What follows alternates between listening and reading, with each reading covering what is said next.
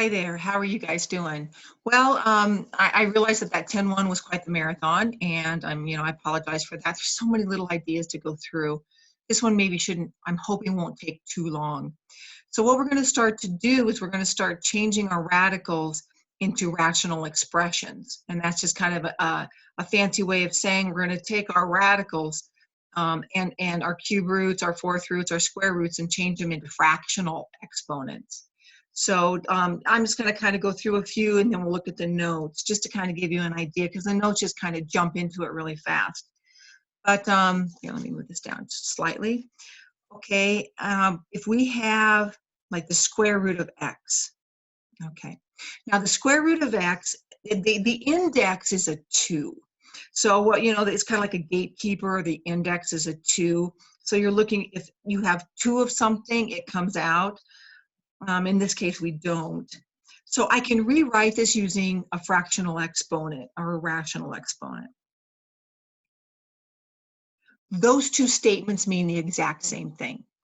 And the reason we like these fractional exponents is because now if the bases are the same, you can add the exponents, in order to reduce, so it helps with some of the reducing, and it has some other uses in some of the upper level math.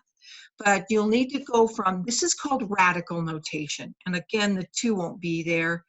This is radical notation, and you've changed it to exponential notation.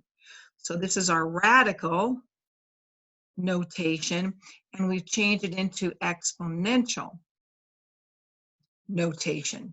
All right. I forgot the exponential notation. All righty. So let's try a few more of these, going from the radical notation to the exponential notation, and then we'll look at the notes just to kind of give you guys an idea of what's going on. The cube root of x. If I wanted to write this in exponential notation, I would write it as x to the 1/3. Okay. All right. Not too bad. Let's do one more. How about the 5th root of y? Again, exponential notation, y to the 1/5. All right. We'll get into some something like to the 7th. We'll be talking about what if there's a 2, and we'll be talking about this here pretty soon.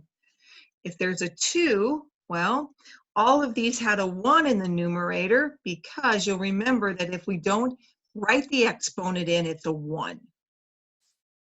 So we had 1/5, 1/3, 1/2. Well, this one will be x to the 2/7. Okay. And again, we've gone from radical to exponential. You'll also need to be able to go from exponential back to radical. So this is just kind of an introduction as to kind of what you expect to see in this section. So let's go ahead and get started after our introduction. Okay, here we have a definition. We've got a to the 1/n. It's just kind of what we were doing here. The a had a 1, so we have a 1 here. So let's go through a few examples. We have x to the 1/2. So this is exponential notation, and we want to write it in radical notation. So this would be equal to the square root of x. That's it, you're done. Square root of x. It cannot be simplified. Because here, if possible, simplify.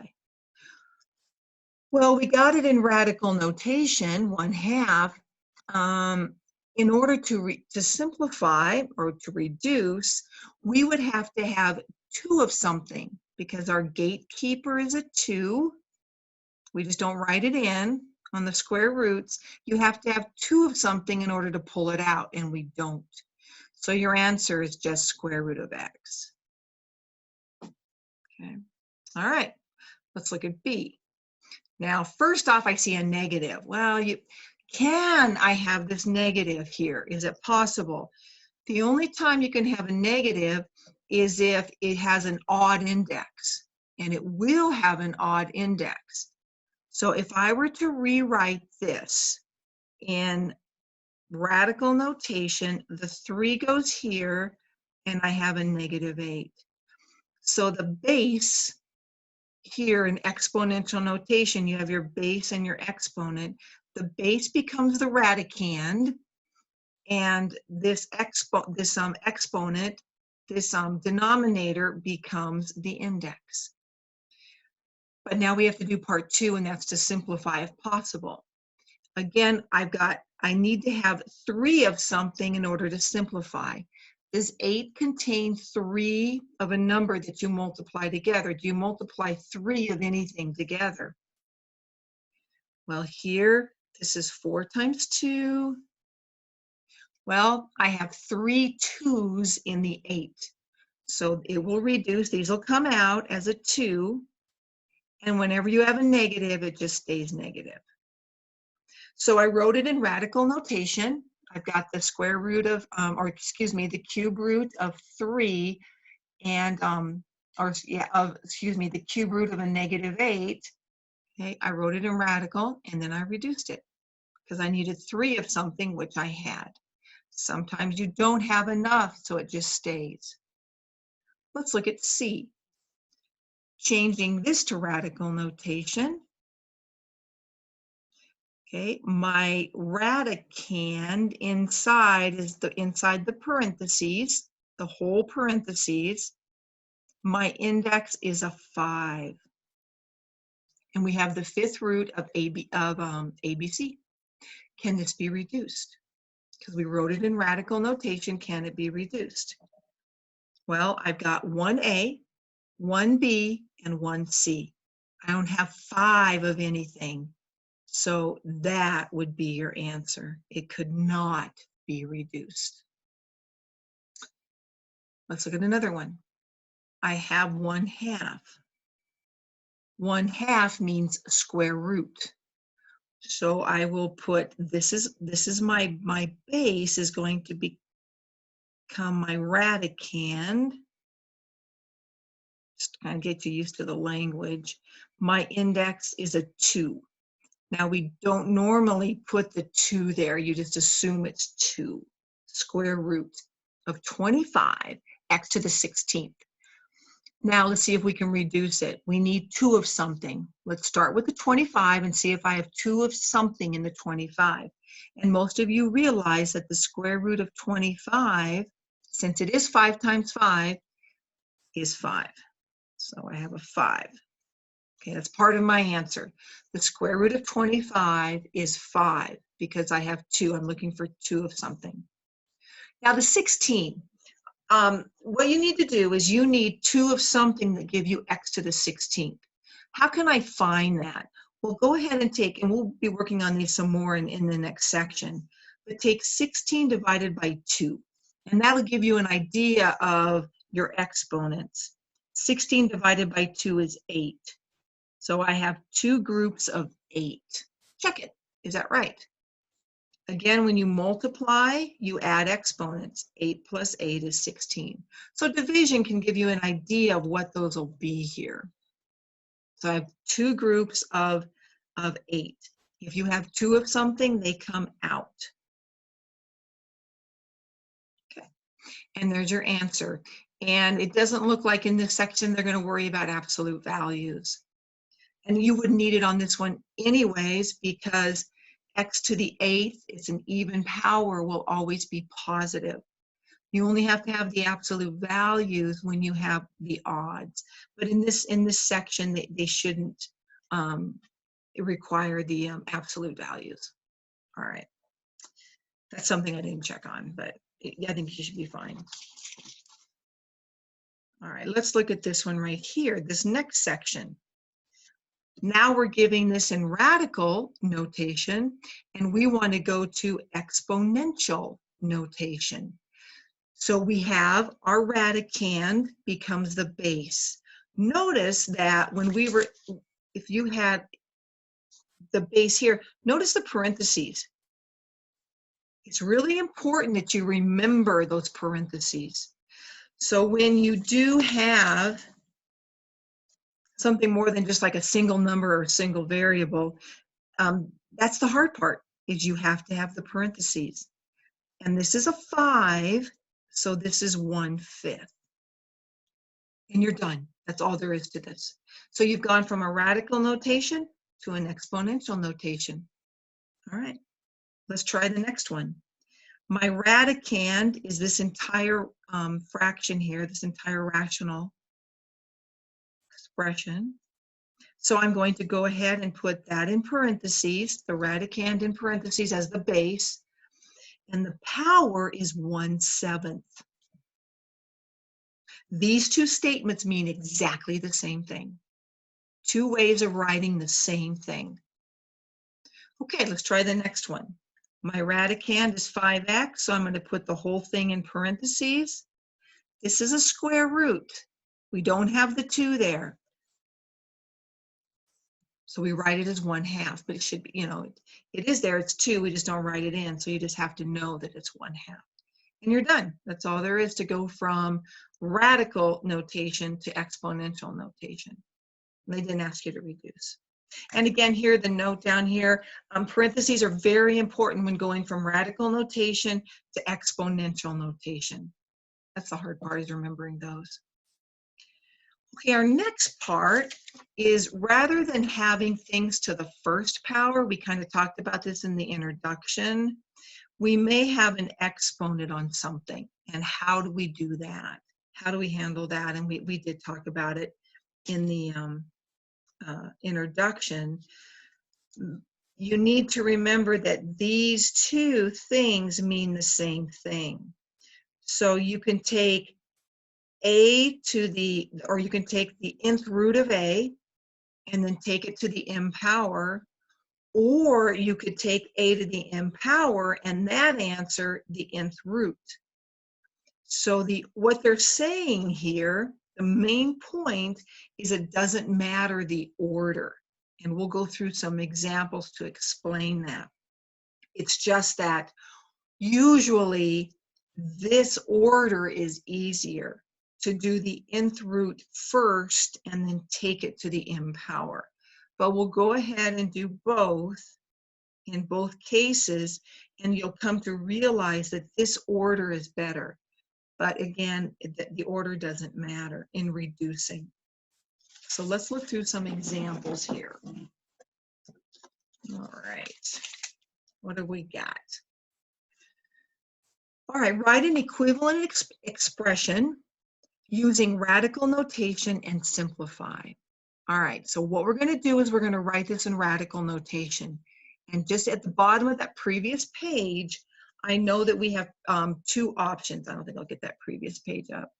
We can take the cube root of 27. That's what that 3 means, cube root of 27. That bottom number is our index, always. Then we can take the answer and square it.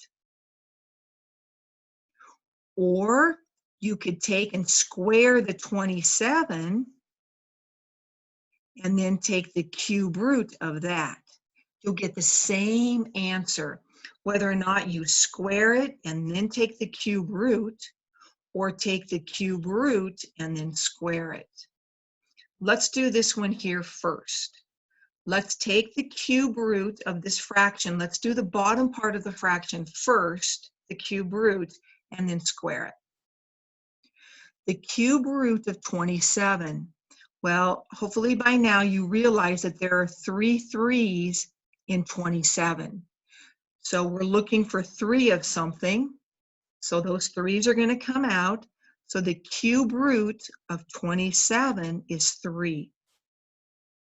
There's nothing left inside. It's just a 3. Don't forget about the 2. After you've done the cube root of 27, we can now square it. And you come up with 9. Make sure you don't put 6, guys. It's not 3 times 2. It's 3 times 3. So the answer is 9. Okay. Now, let's look at the other way. If we were to multiply this together, 27, I'm going to make sure I have 27 squared correct. Yeah, 729. So we're going to square the 27 first and get 729. Now we're going to look for 3 of something in 729. Well, 729 is 27 times 27. And this is 9 times 3. And this is 9 times 3. Well, it looks like we have 3 9s, doesn't it? 2 of them here. And here's a third one when you multiply these 3s together. So you actually, 729 is 9 times 9 times 9. So the cube root of 729 is 9. So whether or not you take the cube root first, which I like because you're working with smaller numbers, and then square it, or square it and then take the cube root. The order doesn't matter. I suggest you do the cube root, the fourth root, the square root first if possible, and then cube it, or square it, or take it to the 5th power, whatever that happens to be. Let's try this one using our first method here. Let's go ahead and take the square root of 25. Because that's a 2 there, we're going to take the square root. We're going to do that first, and then we're going to cube our answer. Because of that 3, we're going to cube it. So the square root of 25 is 5, and then you cube it. And you come up with 5 times 5 times 5, which is 125. Okay? All right. I want to try one more just to make sure you guys have this. So let's go ahead and let's do 8 to the 5/3. 8 to the power of 5 over 3, the fraction 5 over 3, 5/3. Now, let's go ahead and let's take the cube root of 8 first. Why the cube root? Why am I using the cube root of 8? Because of this 3 means cube root. That denominator tells you the nth root. So I'm going to take the cube root of 8, and then when I'm done, I'll take that answer to the 5th power. So the cube root of 8 is 2, because 2 times 2 times 2 gives you 8. There's 2 times 2 times 2. You have 3 of the 2's. So you have 2, the cube root of 8, to the 5th. And don't put 10. 2 to the 5th means 2 times 2 times 2 times 2 times 2, which is 32. So the answer is 32. So like I say, a lot of times that you just make sure, for me, it's a lot easier to do this nth root first and then take it to that power, whatever that happens to be. So, you know, and again, it's up to you. You can use whatever method you want to. All right. Now, let's go ahead and write an equivalent expression using exponential notation. So here, again, we've kind of done this before, only we had a 1 here. This in exponential notation is 9 to the 4/3. You're done. Now, I didn't use parentheses because I only had a single number 9.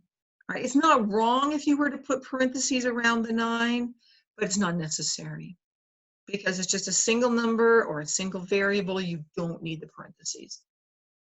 Okay, here, this one, they have the parentheses for you. Keep them. You have to keep that negative as part of the 2. And our 7, we have an nth root of 7, and we have this power of 3. And that's it, 3/7. So this is going to be the numerator. Your index is always the denominator. The index is always the denominator. Let's try this one right here. We have 7xy as the radicand, so make sure that you put the 7xy in parentheses. So 7xy, and the index we have is a 4, so we have 5/4. Where the nth root is your denominator. That's it. So that's not too bad. You got a few problems on your homework like that, take you about 15, 20 seconds to do some of these. Now the calculator. And again, you know, it's really hard. Everybody has different calculators. So, I mean, if you have some issues, please let me know and maybe I can walk you through it. Or try to find some help in working with that. But what we're going to do is we're going to write this using exponential notation and then use our calculator. And some of you have, you know, fifth root, you can find that X key, but let's go ahead and write it in exponential notation. We'll follow the instructions. So this is a negative 23 to the power of 3/5. Okay, again, practicing going from radical to exponential. And in order to do this on your calculator, if it's an exponential, we use the caret key. So we're going to type this in, and I'll do that on my calculator, on my graphing calculator. But we're going to have a negative 23, keep it in parentheses. And we're going to have the caret key. You need to find that key. And a lot of you may need to keep the 3/5 in parentheses as well. You have to watch it. Otherwise, if you don't, sometimes it'll take it to a power of 3 and then divide that answer by 5. But you want it to a power of 3/5. So, you know, it depends on your calculator. Mine does the 3/5 without the parentheses, but I'm not sure about yours. Okay, so turn this on, clear. Okay, what we'll do is I'm gonna put the negative 23 in parentheses. My caret key is right over here. And notice how mine puts it up as an exponent and yours may not. Yours may actually show the caret key. If it shows the caret key, chances are you're going to have the parentheses around your entire exponent. So then you take 3 divided by 5. So we're trying to find the fifth root of a negative 23, that answer cubed. Okay, what would that be equal to? And we have this. Okay, so we've used our calculator. Now they may ask you to round off to the nearest hundredth, like we are. They may ask you to round off to the nearest thousandth. So you just go to the place value. These directions tell us the nearest hundredth. We have hundredth here. So the 5 is in the tenths. The 6 is in the hundredths. So you go to your hundredths, you look to the right. If it's 5 or bigger, you increase it. It's not. So we're going to leave it as a negative 6.56. Okay. What if you wanted to round it off to the nearest thousandth? Well, we've got tenths, hundredths, thousandths. The 2 is in the thousandth spot. So you look to the right, it's not 5 or bigger. So you're just going to write negative 6.562. The 2 stays. That's to the thousandth. This is to the hundredth. This is to the thousandth. So it just all depends on where they want you to round that off, the value of that off. It's a quick thing on the calculator. Just kind of work with yours to see what you come up with. The graphing calculators are nice. They really are. Okay.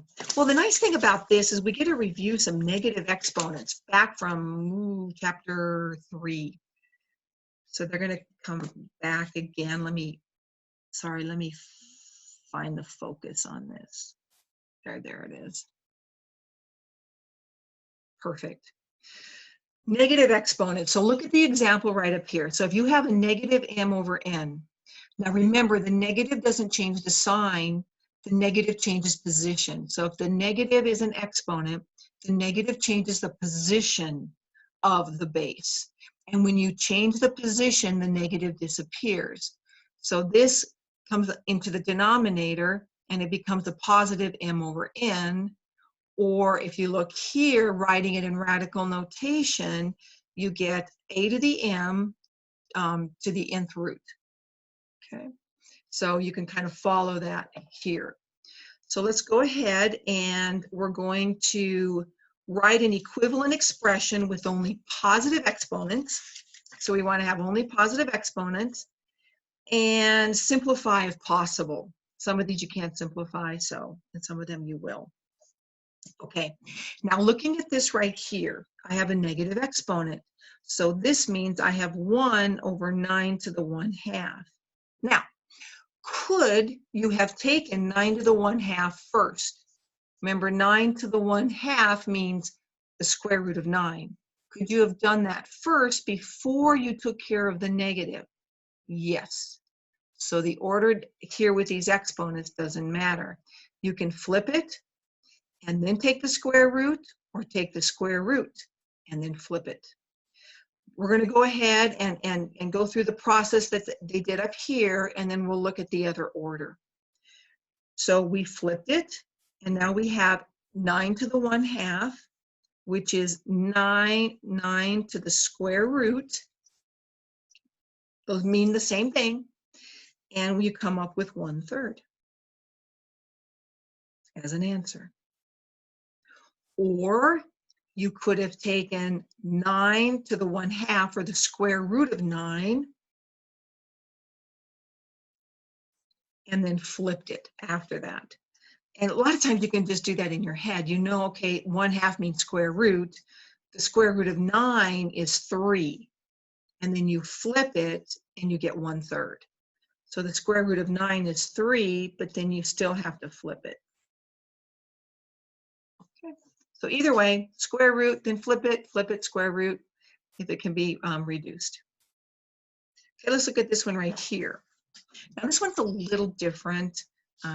We can't find the 5th root of 5 like we could the square root of 9. So that really can't be reduced. So we're just going to make it look like, I guess we'll go ahead and go clear over to here. I don't know if my math lab's going to want you to stop here or go over to here in your Pearson. But we're going to go ahead and we're going to flip it first. And I'm going to keep parentheses around that. So there's a spot where you might make a mistake. So I just flipped it. I did the negative, and I still have the 4/5. Now, you do have positive exponents. This cannot be simplified. Now, if you wanted to write it with radical, this would be 1 over the 5th root of 5xy to the 4th. You could put the 4th inside like they did here. You could take the whole radical to the 4th. That's fine as well. I'm hoping that you can stop once you've made it a positive exponent. And just remember the parentheses.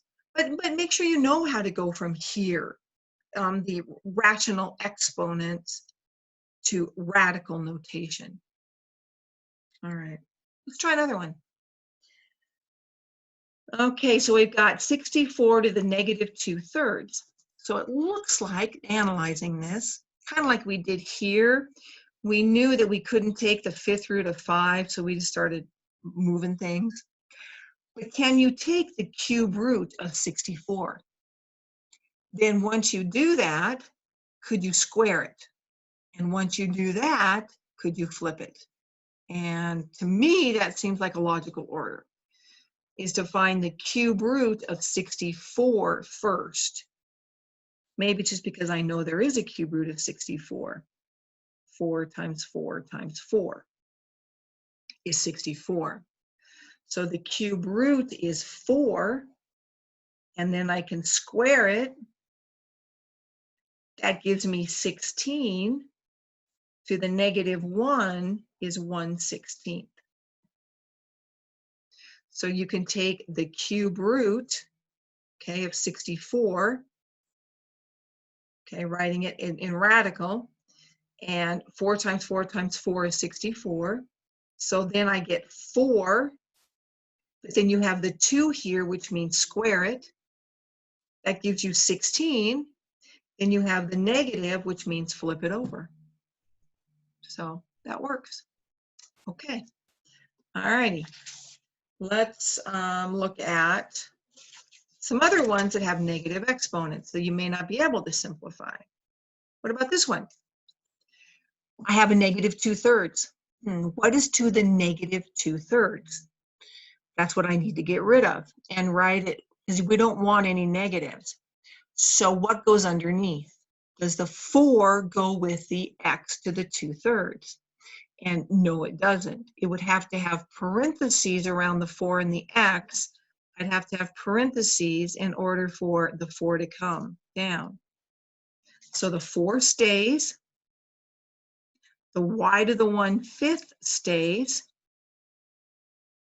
And the x to the 2/3 comes down. None of those can be simplified because they want 5 of the y's, okay, and there aren't, the 5th root of y, and the x to the cube root of x, there's not 3 of something, so it just stays. There's your answer. So I just brought the x to the negative 2/3 down. The next one, here, I've got 3r over 7s, and like it's a square root, and you can't really simplify anything with a square root. So let's go ahead and flip it.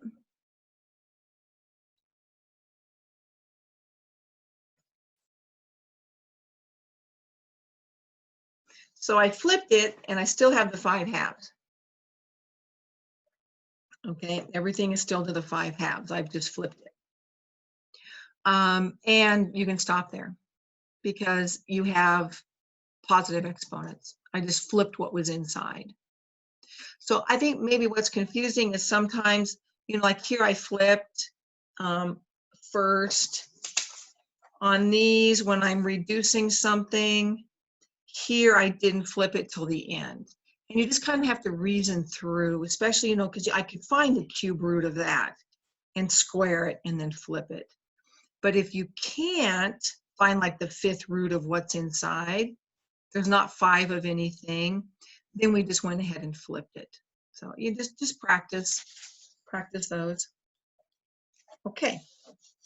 Now, are we coming to an end here? Yeah, I think so. And then we'll do some more examples towards the end.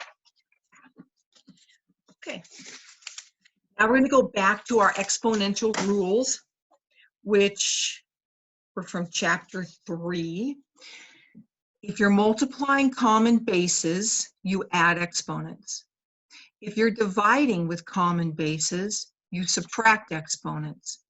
A power to a power, you multiply exponents. And in something like this, you would take m times the 1 and then m times the 1. Okay, if you wanted to separate those on number 4, those out. Okay, let's practice these rules. Just with fractions, calculators, so you'll be okay. Bases are the same, so I'm going to add the exponents. So I'm going to take the base of 3. It's not a base of 9. Okay, so don't do that. The base is 3. So you don't multiply the bases together. Okay, because you're going to be adding the exponent, so don't multiply the bases. So you take 1/5 plus 3/5. And the answer is 3 to the 4/5. And they want you to write these without negative exponents. It is, so you're done. So it's 3 to the 4/5. Okay, so you add exponents when you're multiplying a common base, but that base stays when you're adding the exponents. Okay, let's go ahead and take, let's go down here, B. Here, I have a power to a power, so this is an example of number 3. When you have a power to a power, you multiply. So I'm going to be taking 7.2. I'll be taking 2/3 times 3/4. Well, again, you have a calculator, sure, you could reduce it. I mean, it's not going to take much. Those cancel. So you end up with 7.2 to the 1/2. Now, okay, so you wrote that without negative exponents as far as the directions go. You could write it as a radical notation, just to kind of practice. Going back up to this one, radical notation, doesn't hurt to practice. 5, 3, 4, right there. Okay. All right, so that's just, you know, or you could put parentheses and put the 4th power. You could put parentheses and put the 4 on the outside. Let's try C. Okay. Wow, you know, you can't, there's nothing, you know, these bases are not the same, so you can't add exponents. So I'm going to rewrite it without negatives. The 2 stays, the A stays, and the C to the 2/3 stays. They're all positive, but the B to the 1/2 comes underneath, and you're done. Okay, great. Let's look at D. D is an example of our number 2 rule. We're dividing, so we're going to subtract exponents. Now, some of you may say, all right, well, A to the 1/2 is larger, because half is bigger than a 4th. And so you know your answer is going to be underneath. So here, some of you would have said, okay, I'm going to have a 1 up here, A to the 1/2 minus 1/4. Subtract those. And so you end up with 1 over 1/2 minus 1/4 is 1/4. So there's your answer without negative exponents. But what if you didn't realize that? So what if you just took A to the 1/4 minus 1/2? What if you just went ahead and took this minus this? You just subtracted them like they say, m minus n. Okay. If you do that, you're going to end up with A to the negative 1/4. Whether or not you know how to do that or your calculator does it, you end up with the negative 1/4. We can't have negative exponents, and I know that changes the position. So you end up with the A in the denominator anyways. So whether or not you know it at the beginning or you simplify it at the end, just subtract exponents, you'll be great. Okay, let's look at E. E is like number 4.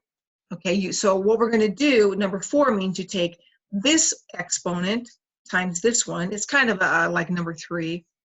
And this exponent times this.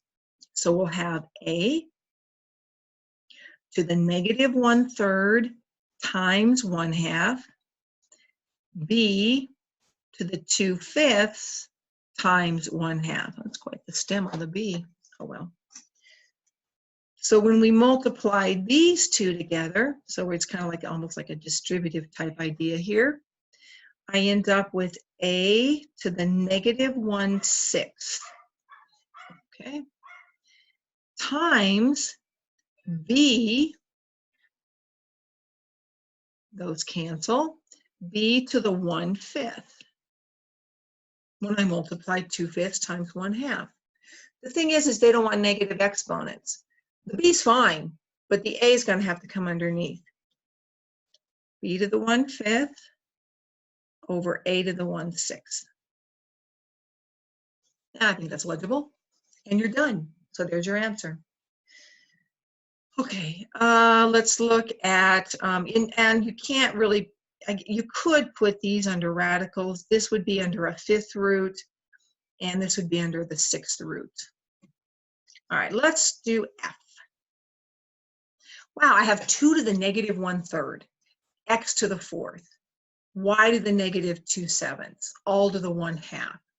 So I'm going to go ahead and multiply each of those. So this is just like E, it just got a few more.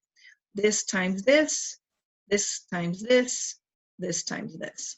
Okay, so we'll have 2 to the negative 1/3 times 1/2, x to the 4th times 1/2, y to the negative 2/7 times 1/2.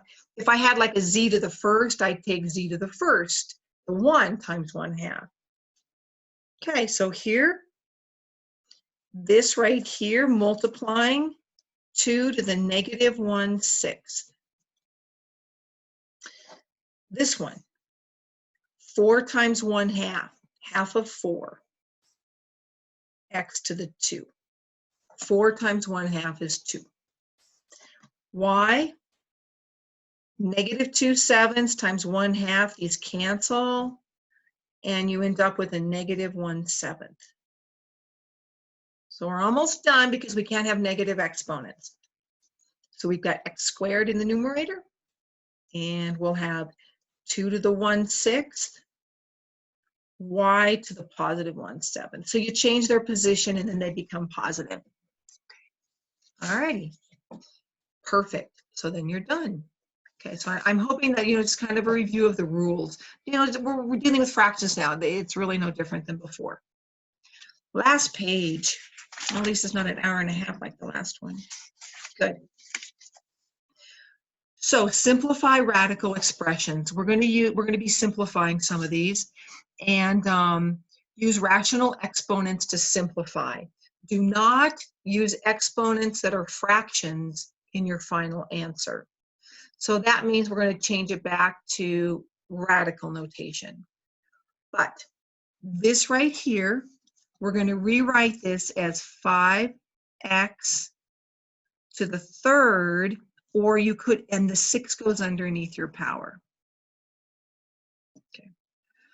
And then it reduces. So let me finish. Okay, we'll finish this. 5x to the 1/2.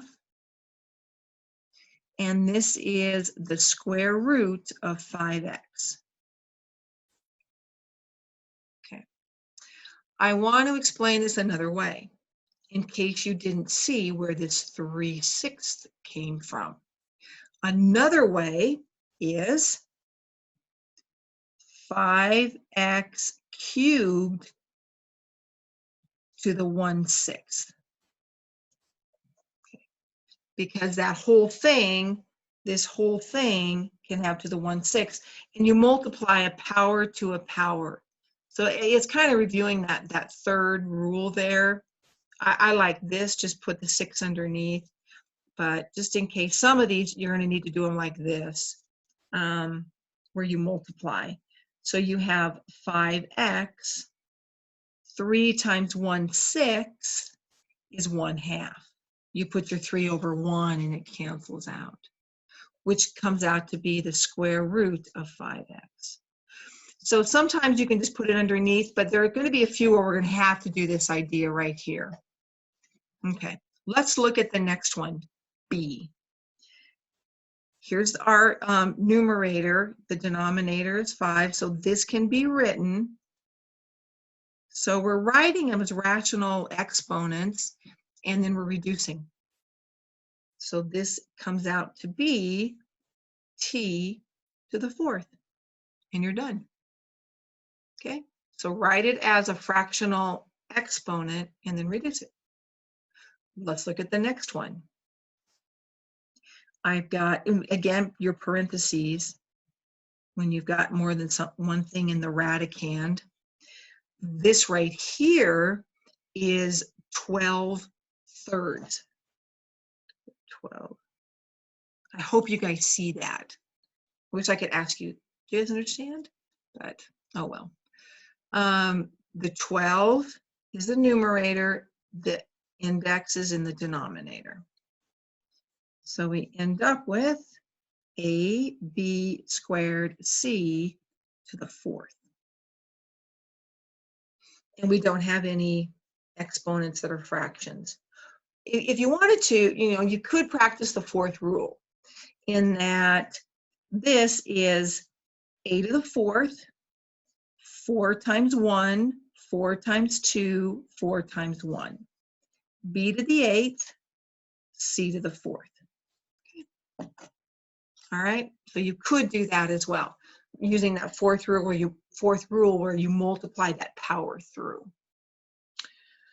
All right, D. Okay, D looks harder than it actually is. What I'm going to do on D is I'm going to rewrite it like this instead. Okay. So what I'm going to do is I'm going to work from the inside out. So this right here is x to the 1/3 on the inside, and then the next one is to the 1/2. So the 1/3 came from this one, the 1/2 came from this one. And then you multiply when you have a power to a power. And your answer is x to the 1/6. But they do not want fractional exponents in your answer. So we'll write it in radical notation. Let's try that idea again, and then we're done. I mean, after this, we're done, I believe. Yes. So then I'll come up with another one like this here. So here, this is, oh, we have to have parentheses, remember? xy to the 1/4, that's this one. To the 1/3, that's the next one. And you take a power to a power, you multiply. Got to keep the parentheses though, and you get 1/12. So that comes out to be the 12th root of xy. You don't have to have parentheses when you put it in the radicand. You don't have to. You could, but you don't have to.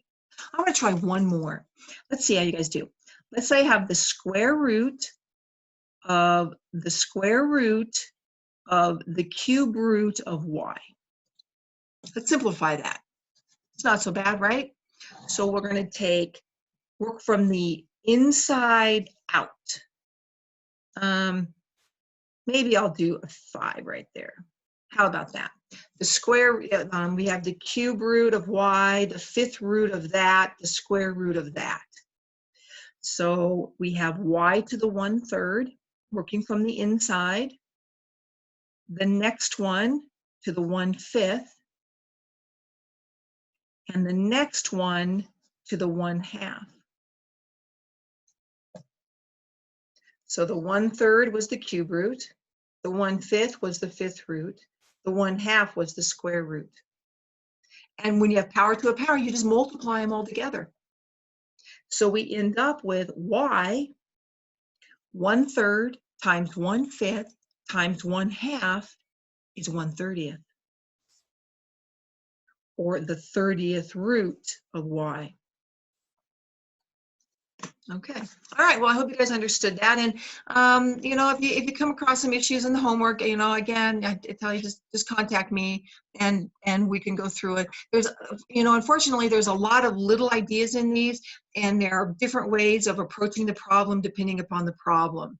Like the cube root of 64, we did that first, and then, but sometimes you flip it first, and that just comes with practice and getting used to them, and then they won't be so hard. But okay, well, good luck, and contact me and I'll work on another video. Take care. All right, bye-bye.